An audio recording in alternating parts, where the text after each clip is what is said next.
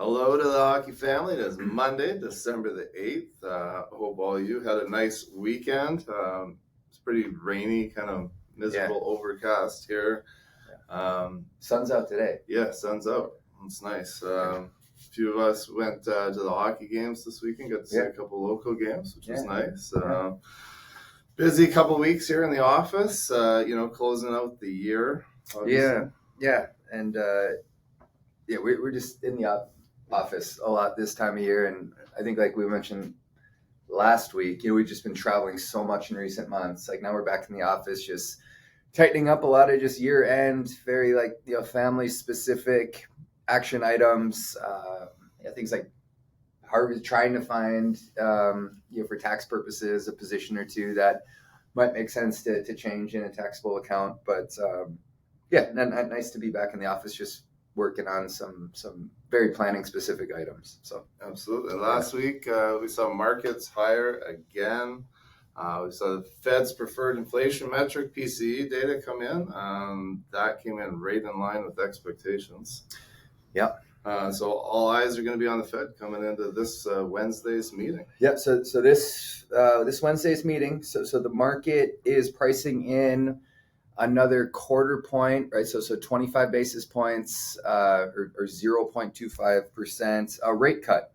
All right. So the yield curve's been really interesting over the last year or so. And to be more specific, I'm going to say 15 months, right? And the reason for that is if you look back, so the Fed started this interest rate cutting cycle in September of 2024. So if we look back 15 months, since that time, the Fed has cut 1.5% off that Fed funds rate. So again, so the Fed controls that short end of the curve, right? The Fed funds rate, and so a lot of people think, well, yeah, if the Fed cuts rates, well then like mortgage rates and other things will drift lower with it, and that just hasn't been the case, right? So the Fed funds rate, again, over the last 15 months, they've cut 1.5%.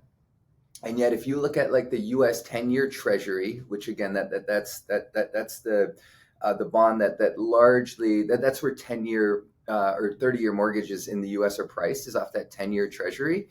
That yield has actually increased a bit. Yeah, not a lot, but it's increased in that same 15-month period. So short in the curve down 1.5%, that 10-year Treasury up a little bit, right? And so it just kind of goes to show like the Fed doesn't have control of the whole yield curve. It's just kind of that front end. All right. So the front end of the curve right here in the States, right, that's going to be, so if you're borrowing something like a HELOC, like the Fed can control that. Like a mortgage, not so much, right? Because that's going to be more controlled supply and demand. Just a couple like narratives why you have this disconnect. As I was really, there's three narratives. Why like the 10-year Treasury isn't coming down with the Fed funds rate. All right, so the most bullish of the three narratives is just like, hey, like the economy's in a better spot.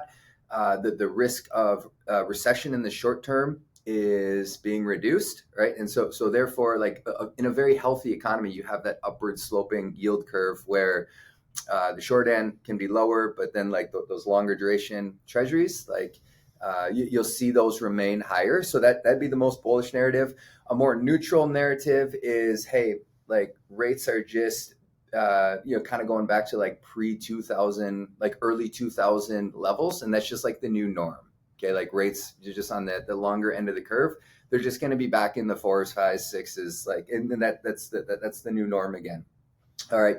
The most pessimistic view is, and this is the one obviously we all hope doesn't come to fruition, but like, okay, as the Fed's cutting rates, maybe the probability of inflation rearing its ugly head again at some point in the future, like maybe the probability of that is increasing, where the market's saying, all right, we're going to keep the longer end of the curve higher because we know the Fed's going to end up having to hike rates again on the short end to combat inflation. So I don't know, that's what makes markets. That's for nerds like myself.